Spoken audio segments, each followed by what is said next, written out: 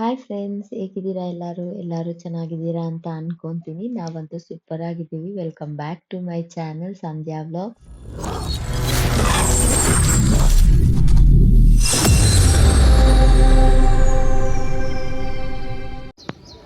ಈ ವಿಡಿಯೋ ಬಂದ್ಬಿಟ್ಟು ನಮ್ಮ ಮಾರ್ನಿಂಗ್ ರೊಟೀನ್. ಒನ್ ಡೇ ನಮ್ಮ ಮಾರ್ನಿಂಗಲ್ಲಿ ನಾವು ಯಾವ ಥರ ಸ್ಕೂಲ್ಗೆ ಹೋಗೋಕ್ಕೂ ಮುಂಚೆ ರೆಡಿ ಆಗ್ತೀವಿ ಅನ್ನೋದು. ನೋಡ್ಬೋದು ಎಷ್ಟು ಚೆನ್ನಾಗಿದೆ ವೆದರ್ ಅಂತ ಹೇಳ್ಬಿಟ್ಟು. ಇವತ್ತು ನಾನು ವೆಜಿಟೇಬಲ್ ರೈಸ್ಗೆಲ್ಲನೂ ರೆಡಿ ಮಾಡಿ ಇಟ್ಕೊಂಡಿದ್ದೀನಿ. ಆಲ್ರೆಡಿ ನಾನು ಇದ್ರ ರೆಸಿಪಿ ತೋರಿಸಿರೋದ್ರಿಂದ ನಾನು ರೆಸಿಪಿ ಏನು ಶೂಟ್ ಮಾಡ್ತಾಯಿಲ್ಲ. ಸೊ ಫಸ್ಟ್ ನಾನು ಎದ್ದಿದ ತಕ್ಷಣವೇ ಬ್ರಷ್ ಮಾಡ್ಕೊಂಡು ಸ್ವಲ್ಪ ಫ್ರೆಶ್ ಅಪ್ ಆಗಿಬಿಟ್ಟು ಒಂದು ಗ್ಲಾಸ್ ಆಫ್ ವಾಟರ್ ಕುಡಿದ್ಬಿಟ್ಟು ಕುಕ್ಕಿಂಗ್ ಸ್ಟಾರ್ಟ್ ಮಾಡ್ಕೊಂಡ್ಬಿಡ್ತೀನಿ. ಯಾಕೆ ಅಂತ ಹೇಳಿದ್ರೆ 1-2-3 ಮಿನಿಟ್ಸ್ ಲೇಟ್ ಆದ್ರೂ ನಮ್ಮ ಹಸ್ಬೆಂಡ್ಗೆ ಟೈಮ್ ಆಗಿಬಿಡುತ್ತೆ. ಅವ್ರ ಕ್ಯಾಬ್ ಪಿಕಪ್ ಮಾಡಬೇಕಲ್ವ. ಸೊ ಹಂಗಾಗಿ ಆ ಟೈಮ್ ಕರೆಕ್ಟಾಗಿ ಆಗಿಬಿಡ್ಬೇಕು. ಹಾಗಾಗಿ ಫಸ್ಟ್ ನಾನು ಕುಕ್ಕಿಂಗ್ ಕೆಲಸನೇ ಮಾಡ್ಕೊತೀನಿ. ಆಚೆ ನೀರು ಹಾಕೋದು, ಮನೆ ಗುಡಿಸೋದು ಇದೆಲ್ಲ ಏನೂ ಇಲ್ಲ. ನಾನು ಸ್ವಲ್ಪ ಫ್ರೆಶ್ ಅಪ್ ಆಗಿಬಿಟ್ಟು ಒಂದು ಗ್ಲಾಸ್ ಆಫ್ ವಾಟರ್ ಕುಡಿದ್ಬಿಟ್ಟು ಟಿಫನ್ ಮುಗಿಸ್ಕೊಂಡ್ಬಿಡ್ತೀನಿ. ಟಿಫನ್ ಮಾಡಿದ ಆದಮೇಲೆ ಅಂದರೆ ಅಡುಗೆ ಮಾಡಿದ ಆದಮೇಲೆ ನಮ್ಮ ಹಸ್ಬೆಂಡ್ಗೆ ಪ್ಯಾಕ್ ಮಾಡಿ ಇಟ್ಬಿಟ್ಟು ಅವ್ರಿಗೆ ಒಂದೇನು ನಾನು ಕಸ ಗುಡಿಸೋದು, ಆಚೆ ನೀರು ಹಾಕಿ ರಂಗೋಲಿ ಹಾಕೋದು. ಟೈಮ್ ಇದ್ದರೆ ಅಕಸ್ಮಾತ್ ಏನಾದರೂ ಟೈಮ್ ಆಗೋಗ್ಬಿಟ್ರೆ ಅವ್ರ ಆಫೀಸ್ಗೆ ಹೊರಟ ಮೇಲೆ ಆಮೇಲೆ ಸ್ವಲ್ಪ ಹೊತ್ತು ಬಿಟ್ಟು ನಾನು ಮನೆ ಕೆಲಸನ ಶುರು ಮಾಡ್ಕೊತೀನಿ. ಇಲ್ಲ ಅಡುಗೆ ಮಾಡ್ತಾ ಇದ್ದಂಗೆ ನಾನು ವೆಸಲ್ಸ್ ಎಲ್ಲ ಏನಿದೆ ಅದೆಲ್ಲ ಬಿಫೋರ್ ನೈಟೇ ವಾಶ್ ಮಾಡಿರ್ತೀನಿ. ಇವಾಗ ಟಿಫನ್ಗೆ ಏನು ಯೂಸ್ ಮಾಡಿರ್ತೀನಿ ಅದಷ್ಟೇ ಇರುತ್ತೆ. ಸೊ ಹಂಗಾಗಿ ಆವಾಗಿಂದ ಅವಾಗೇ ಹಂಗೆ ವಾಶ್ ಮಾಡಿ ಇಟ್ಕೊಂಡಿರ್ತೀನಿ. ಸೊ ದಟ್ ನನಗೂ ಸ್ವಲ್ಪ ಟೈಮ್ ಸೇವ್ ಆಗುತ್ತೆ. ಮಗು ಎದ್ದೇಳೋಕ್ಕೂ ಮುಂಚೆನೇ ಎಲ್ಲ ಕೆಲಸ ಕಂಪ್ಲೀಟ್ ಮಾಡೋಕ್ಕೆ ಎಲ್ಪ್ ಆಗುತ್ತೆ ಅಂತ ಹೇಳ್ಬಿಟ್ಟು. ಆ್ಯಂಡ್ ಒಂದು ಕಡೆ ನಾನು ಈ ಥರ ಟಿಫನ್ ಮಾಡಿಕೊಂಡೇ ಇನ್ನೊಂದು ಕಡೆ ಹಾಲು ಕಾಯಿಸ್ತಾ ಇದ್ದೀನಿ. ಯಾಕೆ ಅಂತ ಹೇಳಿದ್ರೆ ಮಾರ್ನಿಂಗ್ಸಲ್ಲಿ ಬೆಳಗ್ಗೆ ಫಸ್ಟ್ ಕಾಫಿ ಕುಡಿದ್ರೇ ನಮ್ಮ ಡೇ ಅನ್ನೋದು ಸ್ಟಾರ್ಟ್ ಆಗೋದು. ಸೊ ಇಲ್ಲಿ ನೋಡ್ಬೋದು ಕಾಫಿ ಮಿಕ್ಸ್ ಮಾಡ್ಕೊತಾ ಇದ್ದೀನಿ. ನಾನೂ ಒಂದೇ ಸತಿ ಇವಾಗೆ ಕಾಫಿ ಮಾಡ್ಕೊಂಬಿಡ್ತೀನಿ. ಒಬ್ಬೊಬ್ರಿಗೆ ಒಂದೊಂದು ಸತಿ ಮಾಡೋದಂದರೆ ಅದು ಒಂಥರ ಹೆಕ್ಟಿಕ್ ಅನಿಸುತ್ತೆ. ನಾನು ಕುಡಿಯೋದು ಸ್ವಲ್ಪ ಲೇಟೇ, ಬಟ್ ಮಾಡ್ಕೊಂಬಿಡ್ತೀನಿ ಒಂದೇ ಸತಿ. ಮಗುಗೆ ಮಾತ್ರ ಹಾಲು ಅದರಲ್ಲೇ ಇಟ್ಕೊಂಡಿರ್ತೀನಿ. ಯಾಕೆ ಅಂತ ಹೇಳಿದ್ರೆ ಅವನು ಎದ್ದೇಳೋಷ್ಟರಲ್ಲಿ ಇವಾಗೆ ಮಿಕ್ಸ್ ಮಾಡಿ ಇಟ್ಬಿಟ್ರೆ ತಣ್ಣಗಾಗ್ಬಿಡುತ್ತೆ. ಮತ್ತು ಅವೆನಲ್ಲಿ ಬಿಸಿ ಮಾಡೋದು ಅದೆಲ್ಲ ಚೆನ್ನಾಗಿರಲ್ಲ. ಸೊ ಹಂಗಾಗಿ ಮಿಕ್ಸ್ ಮಾಡಲ್ಲ, ಅವ್ನಿಗೆ ಹಂಗೆ ಇಟ್ಟಿರ್ತೀನಿ. ಅವ್ನು ಎದ್ದವಾಗ ಬೆಚ್ಚಗೆ ಮಾಡಿಬಿಟ್ಟು ಹಂಗೆ ಮಿಕ್ಸ್ ಮಾಡಿ ಅವನಿಗೆ ಸ್ವಲ್ಪ ಬಿಸ್ಕೆಟು ಹಾಲನ್ನ ಕೊಟ್ಬಿಡ್ತೀನಿ ಬೆಳಗ್ಗೆ ಫಸ್ಟು. ಯಾವ ಕೆಲಸ ಎಲ್ಲಿದ್ರೂ ಅವನಿಗೆ ಮಲ್ಟಿಗ್ರೇನ್ ಬಿಸ್ಕೆಟು ಸ್ವಲ್ಪ ಹಾಲು ಕೊಟ್ಬಿಟ್ಟಿದ್ದೀನಿ ಅಂತ ಹೇಳಿದ್ರೆ ನನಗೆ 1-1.5-2 ಅವರ್ಸು ಸ್ವಲ್ಪ ಟೈಮ್ ಸಿಗುತ್ತೆ. ಅಂದರೆ ಮಗು ಏನು ತಿಂದಿಲ್ಲ, ಇನ್ನು ಬೆಳಗ್ಗೆ ಬ್ರೇಕ್ಫಾಸ್ಟ್ ತಿಂದಿಲ್ಲ ಅನ್ನೋ ಟೆನ್ಷನ್ ಇಲ್ದಿರ ಸ್ವಲ್ಪ ಕೆಲಸಗಳು ಮಾಡ್ಕೊಳ್ಳೋಕ್ಕೆ ಆರಾಮಾಗುತ್ತೆ. ಸೊ ಹಂಗಾಗಿ ಫಸ್ಟು ನಾನು ಹಾಲು ಬಿಸ್ಕೆಟ್ನ ಕೊಡ್ತೀನಿ ಅವನಿಗೆ. ಆ್ಯಂಡ್ ಯಾವುದೇ ಥರ ನಾರ್ಮಲಿ ಶುಗರ್ ಆ್ಯಡೆಡ್ ಬಿಸ್ಕೆಟ್ಸ್ ಎಲ್ಲನೂ ನಾನು ಯೂಸ್ ಮಾಡೋಕ್ಕೆ ಹೋಗಲ್ಲ. ಆಲ್ರೆಡಿ ನಾನು ಬಿಫೋರ್ ಬ್ಲಾಗ್ಸಲ್ಲಿ ತುಂಬಾ ಹೇಳಿದ್ದೀನಿ. ನಾನು ಯೂಸ್ ಮಾಡೋವಂಥದ್ದು ಮಲ್ಟಿಗ್ರೇನ್ ಬಿಸ್ಕೆಟ್, ನೋ ಶುಗರ್ದು ಮಾತ್ರ ಅಂತ. ಆ್ಯಂಡ್ ವೆಸಲ್ಸ್ ಎಲ್ಲನೂ ವಾಶ್ ಮಾಡಿಕೊಂಡು ಈ ಥರ ನಮ್ಮ ಟಿಫನ್ ರೆಡಿ ಆಗಿದೆ. ಆ್ಯಂಡ್ ಇವಾಗ ನಾನು ಎಲ್ಲ ಕೆಲಸ ಮುಗಿಸ್ಕೊಂಡಿದ್ದಾದಮೇಲೆ ಕಾಫಿ ಕುಡ್ಕೊಂಡು ಹಂಗೆ ನಮ್ಮ ಹಸ್ಬೆಂಡ್ಗೆ ಬಾಕ್ಸ್ ಪ್ಯಾಕ್ ಮಾಡ್ತಾಯಿದ್ದೀನಿ. ನೀವು ಇವತ್ತು ನೋಡೋದಾದರೆ ಅವ್ರಿಗೆ ಬ್ರೇಕ್ಫಾಸ್ಟ್ ಅಷ್ಟೇ ನಾನು ಪ್ಯಾಕ್ ಮಾಡ್ತಾ ಇರೋದು. ಲಂಚಿಗೆ ಅವ್ರು ಅಲ್ಲೇ ಊಟ ಮಾಡ್ಕೊತೀನಿ ಅಂತ ಹೇಳಿದ್ರು. ಏನಾದರೂ ಸ್ವಲ್ಪ ಆಚೆ ಹೋಗೋದು ಹಂಗಿದ್ರೆ ಫಸ್ಟೇ ಹೇಳ್ಬಿಡ್ತಾರೆ. ಸೊ ಸ್ವಲ್ಪ ಸ್ಯಾಲೆಡ್ಡು, ಫ್ರೂಟ್ಸು, ಅದ್ರ ಜೊತೆಗೆ ವೆಜಿಟೇಬಲ್ ರೈಸ್ನ ಪ್ಯಾಕ್ ಮಾಡಿ ಕೊಡ್ತಾಯಿದ್ದೀನಿ ನಾನಿವತ್ತು. ಆ್ಯಂಡ್ ಅವ್ರ ಬಾಕ್ಸ್ ಎಲ್ಲ ಪ್ಯಾಕ್ ಮಾಡಿ ಕೊಟ್ಟಿದ್ದಾದಮೇಲೆ ಇನ್ನೂ ಸ್ವಲ್ಪ ಟೈಮ್ ಇದ್ದರೆ ಅವ್ರಿಗೆ ಕಾಫಿ ಕೊಟ್ಟಿರ್ತೀನಲ್ಲ, ಅವ್ರು ಕಾಫಿ ಕುಡ್ಕೊಂಡು ಶೂ ಎಲ್ಲ ಹಾಕ್ಕೊಂಡು ರೆಡಿ ಆಗೋಷ್ಟರಲ್ಲೇ ನಾನು ಆಲ್ಮೋಸ್ಟ್ ಕಸ ಗುಡಿಸೋದು ಈ ಥರ ಎಲ್ಲ ಕೆಲಸನ ಮುಗಿಸ್ಕೊತೀನಿ. ಆ್ಯಂಡ್ ಮಗು ಎದ್ದ ನೀವು ನೋಡೋದಾದರೆ ಫುಲ್ಲು ಮಳೆ ಬೀಳೋ ಥರ ಇತ್ತಲ್ವ ವೆದರು. ಹಾಗಾಗಿ ಸ್ವಲ್ಪ ಬಿಸಿ ನೀರು ಇಲ್ಲಿಗೆ ತಗೊಬಂದು ನಾನು ಆಚೆ ಬರಲ್ಲ ಅಂತ ಹಠ ಮಾಡ್ತಾ ಇದ್ದ. ಹಾಗಾಗಿ ಸರಿ ಆಯಿತು ಅಂತ ಹೇಳ್ಬಿಟ್ಟು ಇಲ್ಲೇ ಬ್ರಷ್ ಮಾಡಿಸೋಣ ಅಂತ ಇಲ್ಲೇ ಬ್ರಷ್ ಮಾಡಿಸಿ ಫೇಸ್ ವಾಶ್ ಮಾಡ್ತಾ ಇದ್ದೀನಿ ಅವನಿಗೆ.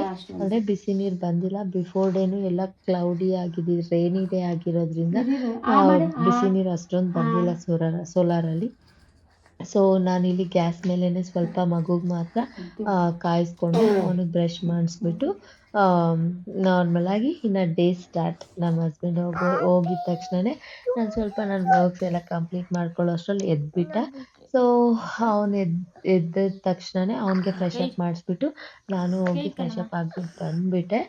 ಆ್ಯಂಡ್ ಅವನಿಗೂ ಇಲ್ಲಿ ಡ್ರೆಸ್ ಮಾಡ್ತಾಯಿದ್ದೀನಿ. ಕ್ಲೌಡಿ ಡೇ ಆಗಿರೋದ್ರಿಂದ ನಾರ್ಮಲ್ ಆಗಿ ಗೊತ್ತಿರೋದೇ ಅಲ್ವಾ, ಇಡು ಇವನಿಗೆ ಸ್ವಲ್ಪ ಕೋಲ್ಡ್ ಶುರುವಾಗಿದೆ ಅಂದ್ರೆ ನಮಗೆ ಜಾಸ್ತಿ ಟೆನ್ಷನ್ ಆಗುತ್ತೆ. ಹಂಗಾಗಿ ಸ್ವಲ್ಪ ಆದಷ್ಟು ಬೆಚ್ಚಗಿಡಕ್ಕೇನೆ ಟ್ರೈ ಮಾಡ್ತೀನಿ.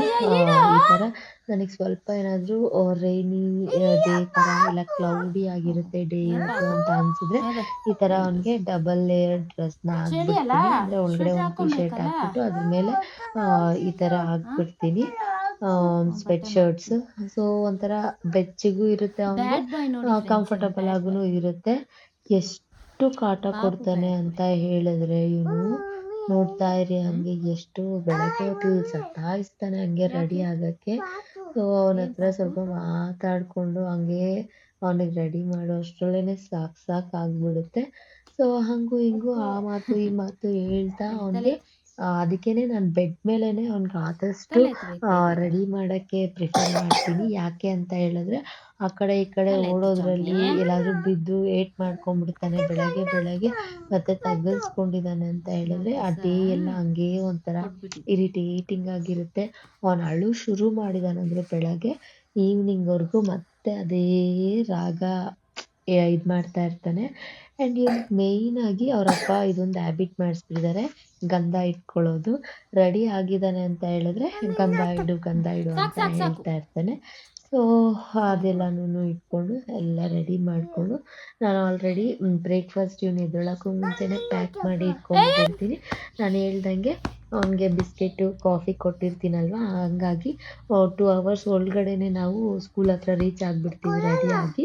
ಒಂದು ಬಿಸ್ಕೆಟ್ ತಿಂದಮೇಲೆ ನಿದ್ದೆ ಇದ್ದು ಬಿಸ್ಕೆಟ್ ತಿಂದಮೇಲೆ ಅವನ ಒಂದು ಮುಂದಿನ ಕೆಲಸಗಳನ್ನ ಶುರು ಮಾಡ್ಕೊಳ್ಳೋದು. ಸೊ ಹಂಗಾಗಿ ಎಲ್ಲ ಕೆಲಸಗಳು ಮುಗಿಸ್ಕೊಂಡು ನಾವು ಸ್ಕೂಲ್ ಹತ್ರ ಹೋಗಿ ಸ್ಕೂಲ್ ಹತ್ರ ನಾನು ಅವನಿಗೆ ಟಿಫನ್ ಮಾಡಿಸ್ತೀನಿ. ಹಿಂದೆನೇ ಟಿಫನ್ ಕೊಟ್ಬಿಟ್ರೆ ಅವ್ನು ತಿನ್ನಲ್ಲ, ಅಂದರೆ ಅರ್ಧಂಬರ್ಧ ಟಿಫನ್ ಮಾಡ್ತಾನೆ. ಅದೇ 1.5 to 2 hours ಬಿಟ್ಟು ಅಲ್ಲಿ ಹೋದ್ಮೇಲೆ ತಿನ್ಸಿದೀನಿ ಅಂದರೆ ಮಕ್ಕಳ ಜೊತೆ ಆಟ ಆಡ್ಕೊಂಡು ಹಂಗೆ ಊಟ ಮಾಡ್ಕೊತಾನೆ. ಜೊತೆಗೆ ಸ್ವಲ್ಪ ಹೊತ್ತು ಆಲ್ರೆಡಿ ಆಗಿರ್ತಲ್ಲ, ಹಂಗಾಗಿ ಹೊಟ್ಟೆ ತುಂಬ ಊಟ ಮಾಡ್ತಾನೆ. ಸೊ ಹೆಂಗಿರುತ್ತೆ ಫ್ರೆಂಡ್ಸ್ ನನ್ನ ಮಾರ್ನಿಂಗ್ಸ್ ಇವನ ಜೊತೆ. ಡೈಲಿ ಇಷ್ಟೇ ಆರಾಮಾಗಿ ಹಿಂಗೆ ಇರ್ತಾನೆ ಅಂತ ಅನ್ಕೊಂಬೇಡಿ. Few days ಹಿಂಗಿರ್ತಾನೆ. ಸಖತ್ ಹಠ ಮಾಡೋದು. ನಾನು ಒರಿಜಿನಲ್ ವಾಯ್ಸನ್ನು ಸ್ವಲ್ಪ ಇಡ್ತೀನಿ ನೋಡಿ ನೀವು ಏನು ಮಾತಾಡ್ತಾನೆ ಏನು ಅಂತ.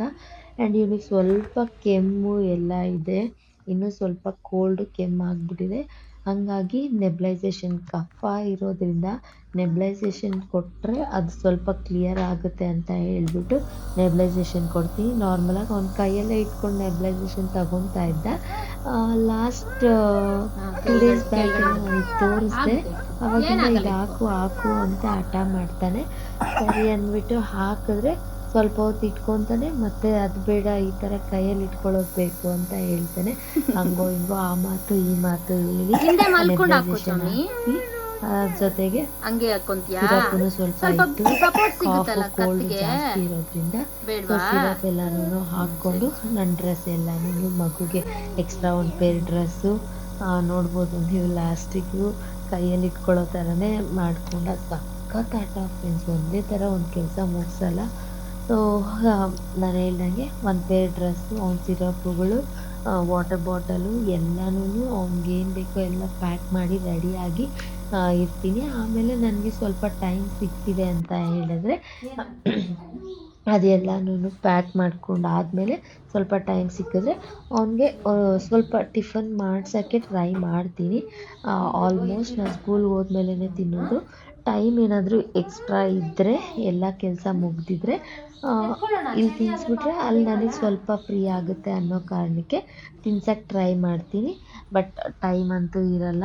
ನಾವೆಲ್ಲ ಕೆಲಸ ಮುಗಿಸ್ಕೊಂಡು ಪ್ಯಾಕ್ ಮಾಡ್ಕೊಳ್ಳೋ ಅಷ್ಟರಲ್ಲಿ ನಮ್ಮ ಡ್ಯಾಡಿ ಬರ್ತಾರೆ ನಮ್ಮನ್ನ ಪಿಕಪ್ ಮಾಡ್ಕೊಳ್ಳೋಕ್ಕೆ. ಆ್ಯಂಡ್ ಮರೀದಿರ ಚಾರ್ಜರ್ ಕ್ಯಾರಿ ಮಾಡಲೇಬೇಕು, ಇದೊಂದು ತಲೆನೋವು. ಅಲ್ಲಿಗೂ ಒಂದು ಸತಿ ಅಂತೂ ಮರ್ತೋಗ್ಬಿಟ್ಟೆ ಹೋಗ್ತಾ ಇರ್ತೀನಿ ನಾನು. ಸೊ ಇವತ್ತು ನಮ್ಮ ಡ್ಯಾಡಿ ಬರಲ್ಲ ಅಂತ ಹೇಳಿದರು. ಹಾಗಾಗಿ ಎಷ್ಟು ಬೇಗ ನಮ್ಮ ಕೆಲಸಗಳು ಮುಗಿದ್ರೆ ಅಷ್ಟು ಬೇಗ ನಾವು ಹೋಗ್ಬೇಕು ಅಂತ ಹೇಳಿಬಿಟ್ಟು ಪ್ಲ್ಯಾನ್ ಮಾಡಿ ಎಲ್ಲ ಪ್ಯಾಕ್ ಮಾಡಿಕೊಂಡು ಇವತ್ತು ನಮ್ಮ ಡ್ಯಾಡಿ ಬಂದಿಲ್ಲ ನಮ್ಮನ್ನ ಪಿಕಪ್ ಮಾಡ್ಕೊಳ್ಳೋಕ್ಕೆ.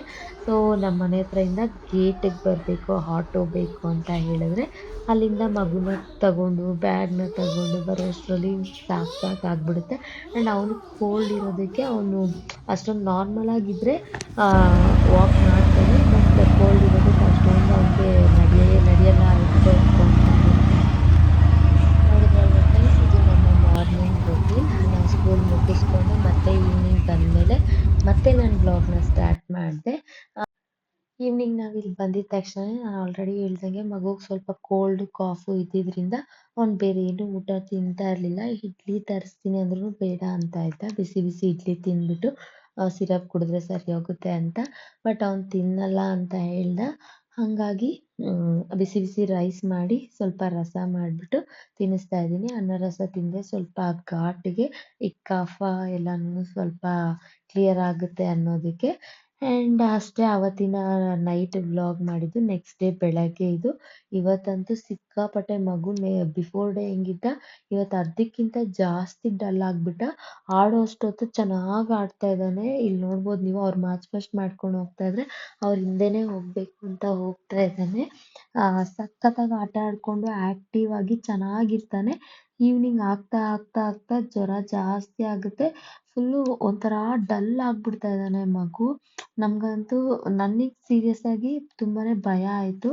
ಯಾಕೆ ಅಂತ ಹೇಳಿದ್ರೆ ಅವನಿಷ್ಟು ಡಲ್ ಆಗೋದು, ಎಷ್ಟೇ ಸೀರಿಯಸ್ ಆಗಿದ್ರೂ ಅವ್ನು ಇಷ್ಟೊಂದು ಡಲ್ ಆಗಲ್ಲ, ಆರಾಮಾಗಿರ್ತಾ ಇದ್ದ. ಬಟ್ ಯಾಕೋ ಗೊತ್ತಿಲ್ಲ, ತುಂಬಾ ಈವ್ನಿಂಗ್ ಆಗ್ತಾ ಇದ್ದಂಗೆ ತುಂಬ ಡಲ್ ಆಗಿಬಿಡ್ತಾ ಇದ್ದ. ಸೊ ಆಮೇಲೆ ನಾನು ಸ್ವಲ್ಪ ಅವನಿಗೆ ಸಿರಪ್ ಎಲ್ಲ ಹಾಕಿ ಸ್ವಲ್ಪ ಎಲ್ಲ ಜಾಸ್ತಿ ಇದು ಮಾಡಿಕೊಂಡು ಪರವಾಗಿಲ್ಲ ಆರಾಮಾಗಿದ್ದ. ಮತ್ತು ಸಾಯಂಕಾಲ ಮನೆಗೆ ಬಂದು ನಾನು ಸೊಪ್ಪು ಸಾರು ಮತ್ತು ರೈಸ್ ಮಾಡಿದೆ. ಸ್ವಲ್ಪ ಕೋಲ್ಡ್ ಆಗಿದೆ ಅಲ್ವಾ, ಹೀಟ್ ಐಟಮ್ ತಿಂದರೆ ಸರಿ ಹೋಗುತ್ತೆ ಅಂತ ಹೇಳ್ಬಿಟ್ಟು. ಆ್ಯಂಡ್ ಆವತ್ತೇ ಈವ್ನಿಂಗ್ ನಾನು ಹೇಳ್ದಂಗೆ ಅವ್ನು ತುಂಬ ಒಂಥರ ಡಲ್ ಆಗಿಬಿಟ್ಟ.